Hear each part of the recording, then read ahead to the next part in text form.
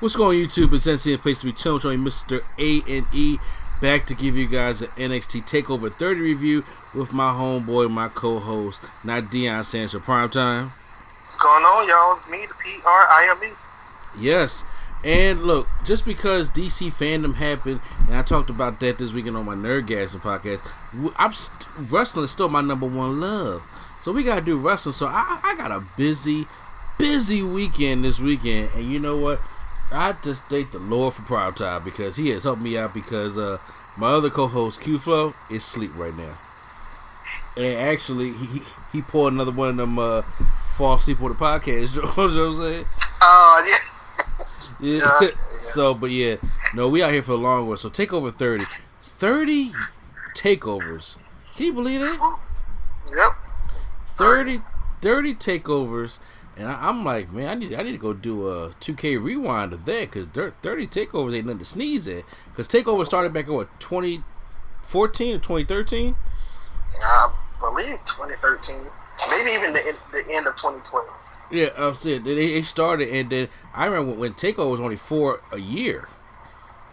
And I remember before that when it was just like 2, less than that. So they used to still have it at the full set. Yeah, and then every now and then they probably will pull out 5, but it's mostly been 4 a year. And you gotta think, so within that 6 or 7 year span, we've had 30 takeovers. So my God, what a milestone! So did this takeover bring it, or did it not bring it? Well, we gotta find out. So starting off is a match that I didn't know was even on the card, which was Timothy Thatcher taking on Finn Balor.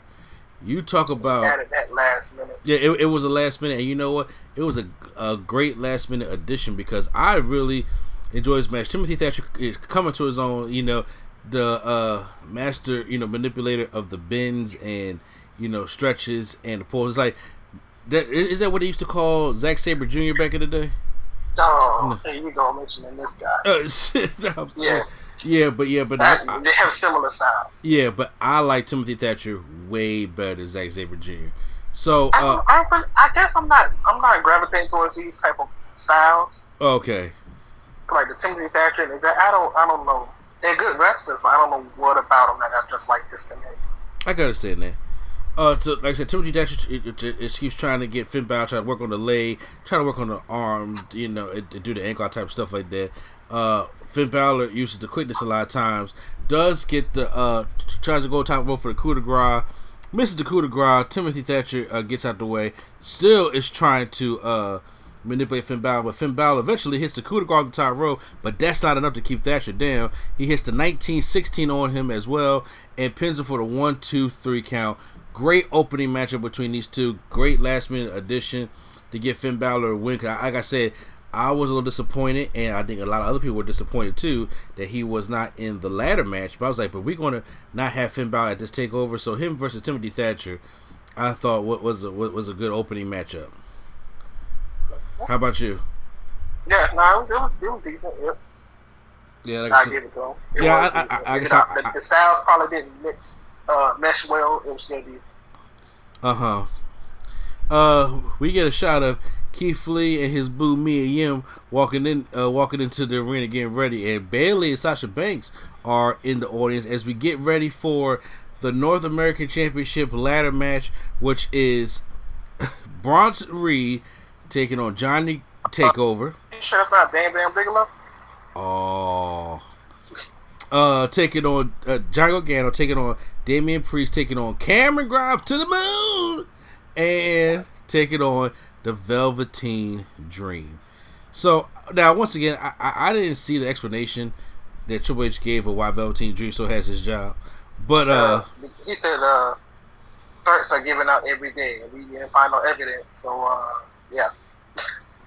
Damn. The long story short, that's what he said. He said people file things on people every day. We looked into it. We couldn't really find that much on it. So here we are.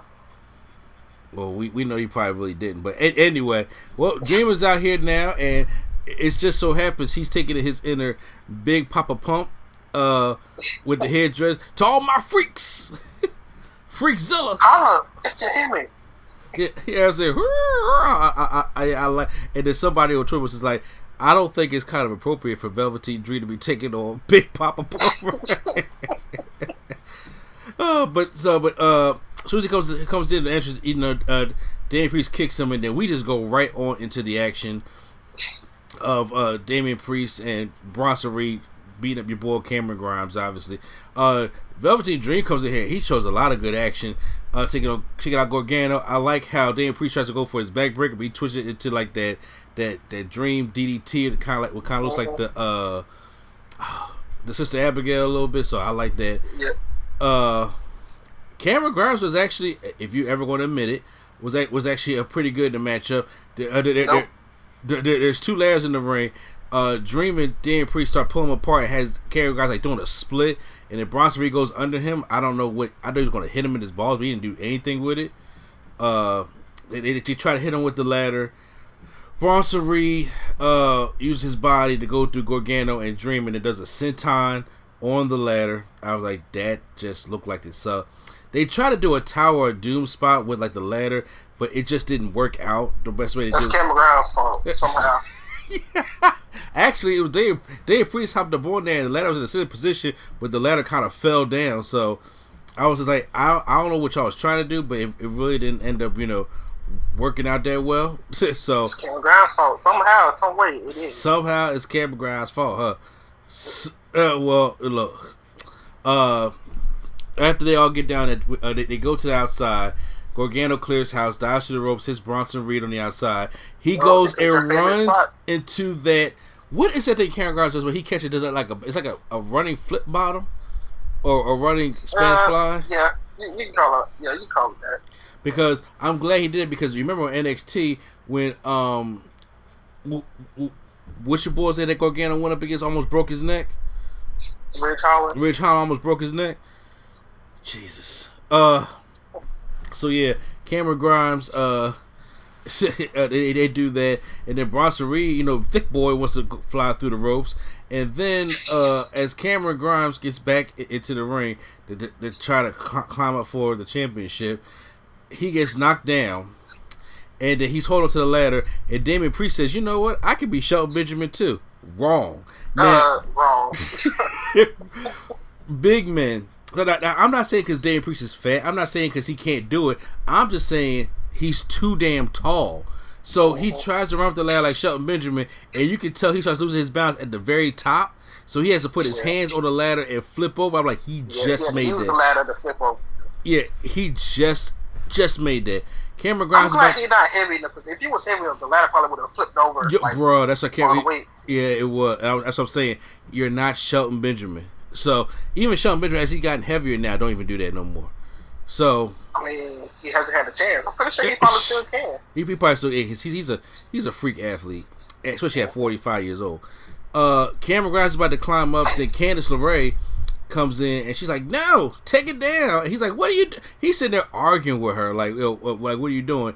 He tries to hit her, and then she goes and he's on the shoulder. Gargano comes in, hits him with the ladder, and then he takes her hand. She gives them the leader Hurricane Rana off the apron into everybody. I was like, okay, that's kind of cool, but we're not done yet. But it's a Candice LeRae match. Candice LeRae's in this match. She has to die, right? Oh, she got to do something that's crazy. So they're back in the ring. Dream brings another ladder, and then has a ladder bridge from the ladder to the ropes, and he's trying to go for the purple Rainmaker elbow, but he doesn't. He just gets knocked down by Damian Priest while Cameron Grimes is still on there. Damian Priest gives Bronson Reed a choke slam on the ladder in the corner, which looked like that shit hurt. Cameron, your boy Cameron Grimes does what's the double foot stop move that he do? The cave in. Yeah, the cave in. But I don't know why. Then John Gargano gives him like a sunset flip powerbomb on that ladder that's bridged from the ropes to the ladder, but his back catches the edge of that ladder. Like edge wasn't clean at all. Yep. Good. And that joint just looked like it just sucked. So as Gargano is on the ground, Bronson Reed is climbing the top of this ladder, and I'm like, why are you doing this? And then with that being said, Candice LeRae goes up on there, and she has his is on Bronson Reed's neck. And he is like, screw it. He dives down on Gargano with Candace still on his back. And I'm just like, that just got to suck. That has even tweeted saying, yeah, it's been a rough couple of days for me. Who said that?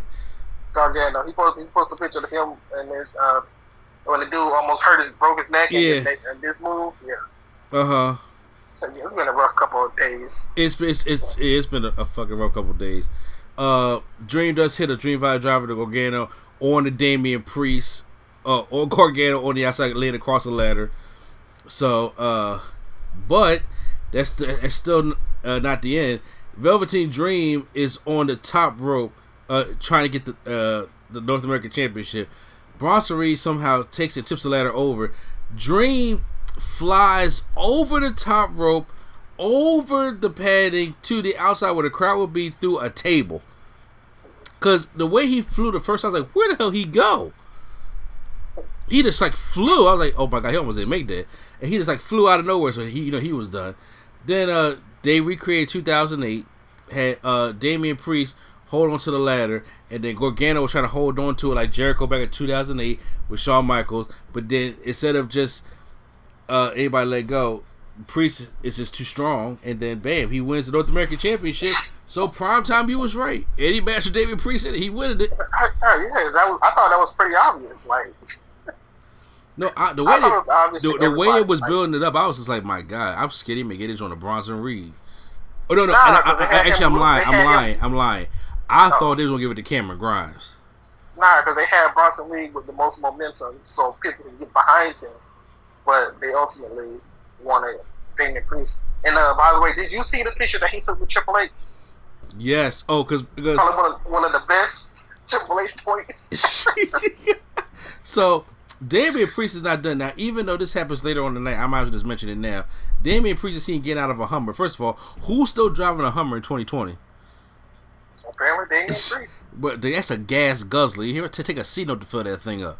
So he gets out the Hummer and he sees this jacuzzi with these two women in there. That's how he gonna party. He gonna party with the women and the belt and everything. I'm just like, get your sweaty ass out of here, man. Take a shower first before you get in this pool. But you know, that's Damian Priest. Up next, Priest comes over and gives him the point. That's funny though. That is funny. Oh man, that picture was banging. We get our next matchup, which is Adam Cole goes 1-on-1 with Pat McAfee. So Pat McAfee is cutting the promo backstage with the microphone and everything, with his with his crew, his Cole sucks and everything, and he let know, he said, I kicked in the Super Bowl, 2-time Pro Bowl, something like that. Yo, just do the damn thing. So he comes out, hit my music. I'm like, he clearly is a wrestling fan. Like, he gets it. Well, he gets it, and that's like him though. Like, I don't know if you ever watched him when he was in the NFL. He was legit a heel in the NFL. Like, as a punter? Yes. Like, seriously. He was getting kicked out. He was like the ones like arguing back and forth in games. And he was like, you know, like basically the guy he is now. Like, confident, like cocky, like, yeah, you ain't gonna do nothing, stuff like that. Just talking trash. Damn, bro. Like I said, because Pat McAfee was on that Colts team that lost in the Super Bowl against the Saints, right? Yeah. Yeah. So. And even a couple years ago, he even before he was even involved with WWE, on the draft night, he came up and gave a heel speech. Oh wow. Yeah. It was like wherever they was at, he was like, you guys, I'm a punter and I'm from the Indianapolis Colts, but you probably don't know who I am because every time we fought your team, we never had to punt. So you guys never know who I am because you don't see me on the field. You always scoring touchdowns on me. Oh wow! So well, he's in this matchup, and so since it's not a no disqualification match, I'm like, he may know how to wrestle. And brother, did Pat McAfee shock the hell out of me tonight? He didn't shock me, but I'm just saying. Okay, for me, I never know anything about more like Pat McAfee like you did. So he's running. He does a little leapfrog over Adam Cole over across the road, try to do the Ric Flair, but then Adam Cole fakes him out, trying to do the super kick. He keeps taunting him and his boys on the outside, but then Undisputed Era come out there and they start arguing. So Pat McAfee's just like, yo, they gonna catch me. I'm not Gronkowski, so I'm gonna go. He goes to the top rope and does, I hate to say this, a beautiful don't pay, and he launches himself and flies gracefully through the air. It takes everybody out. Hey, I'm just like, he didn't just fly. He that reminded me of a Ray Phoenix type of move. Like, because he got so much air. Yeah, some people do it and they like fall straight down and they look quick. He bounced up. Exactly, and I was just like, yo, I wasn't, like I said, I've seen athletes wrestle before. I've been watching wrestling a long time, and you know what I'm saying, I was just like, but Pat McAfee was shocking me, and not just in doing the wrestling moves, but like he knows how to be a heel. He knows how to do things in the ring. He knows how to taunt. He knows how to do certain moves that get people to hate him. I'm just like, yo, I want to see more of Pat McAfee. So right now, he's doing squats to Adam Cole and then doing the scoop slam and stuff like that. But then Adam Cole like, yo, man, look, I had enough of this crap. So the match starts going into Adam Cole's favor. And I did like how he is playing the heel roll up, like he just chin locks and exactly trash talking, chin lock and then taunt and chin lock and taunt. I like that. Adam Cole gives him the Yoshi Garoshi, which he's on the fireman's carry and puts him the knee right to his back. He tries to go for the last call. McAfee ducks and goes for a roll up and kicks out, and I'm like, what the hell is going on? He gets the figure four. He doesn't lose to a pinfall like Shawn Spears. No, wait, by the way, is this before or after he kicked the steps?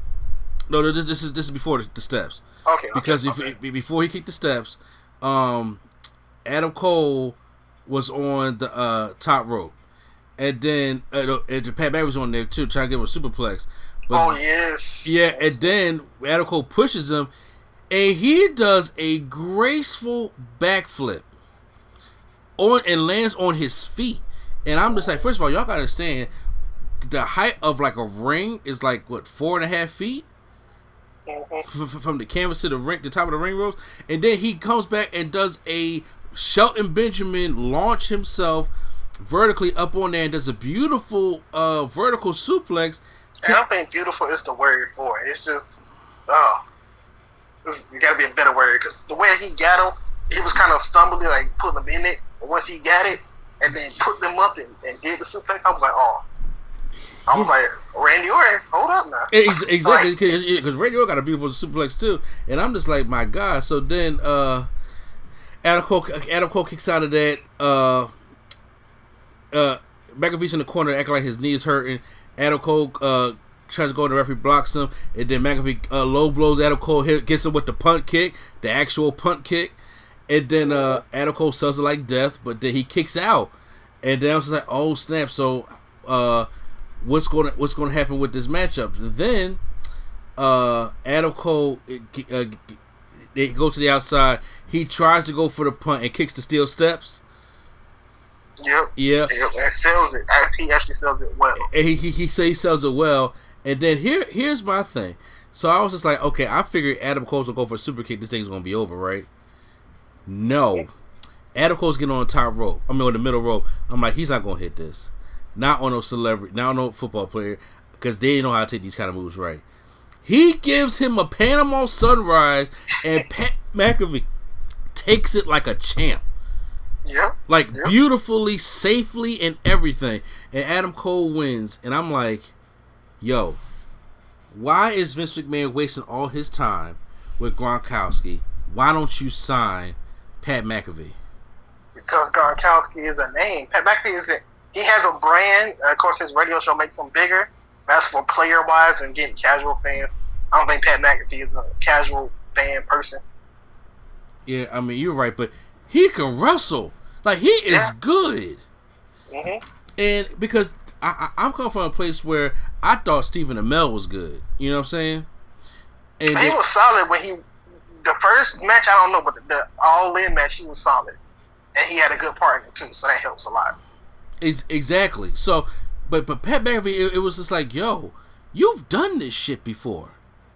Like, you've truly done this before, and not just the boot. I'm just like, he did. They had about a 20-minute match, so he wasn't gassed or nothing. I'm just like, yo, I could tell that you have a love for the craft, and yo, I was genuinely surprised, which boosts the show up even more for me.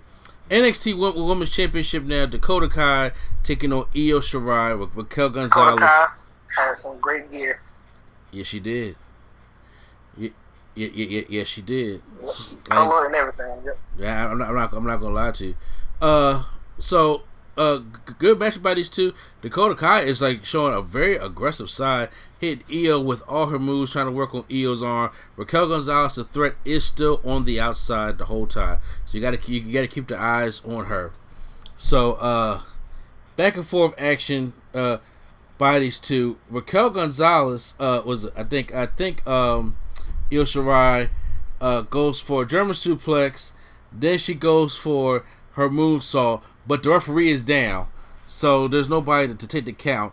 So which means Raquel Gonzalez comes in and it gives Io Shirai, what is this, probably like a choke slam, or it's like when she puts her arm between the legs and like slams it down like a spine buster. It's supposed to be like a spine buster. Okay, it's supposed to be like a Ron Simmons kind, but it really doesn't. But then she kicks out.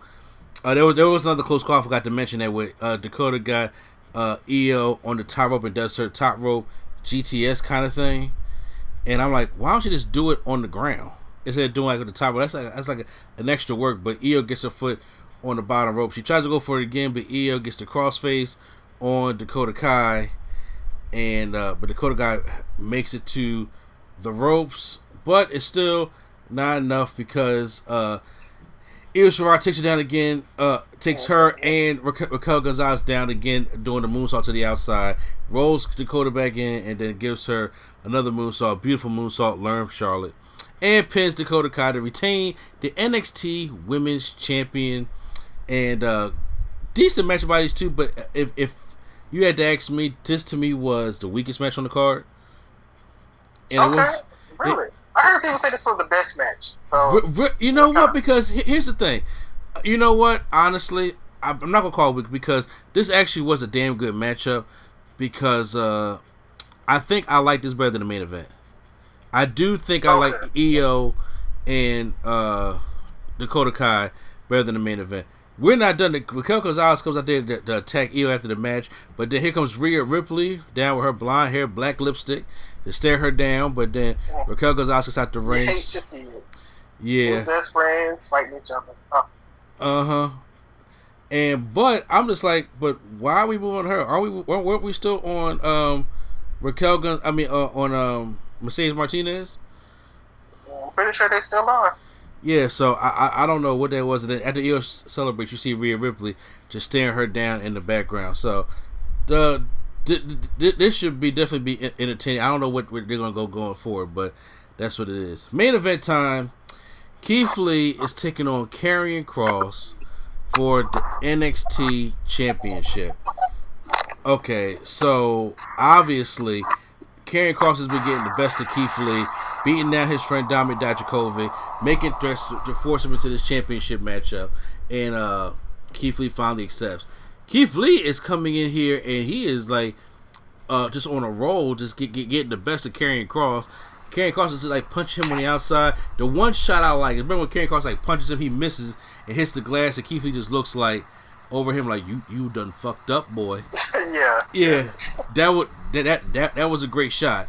And then he goes and he tries to slap him, but Keith Lee hits the plexiglass so hard it actually comes down.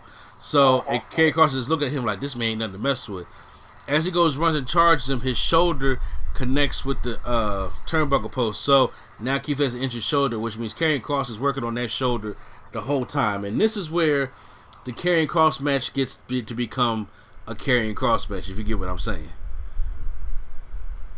I know what you're saying. Yeah, it's just now I'm like, okay, this is kind of boring me, believe it or not. And I understand that there's heel moves about it, but this is the problems that even in Impact Wrestling I had problems with Karrion Kross. You know what I'm saying? He just like, what wasn't impactful to me. So like literally for another part of the matchup, it's the whole trying to get Keith Lee in the arm bar, trying to get him to submit.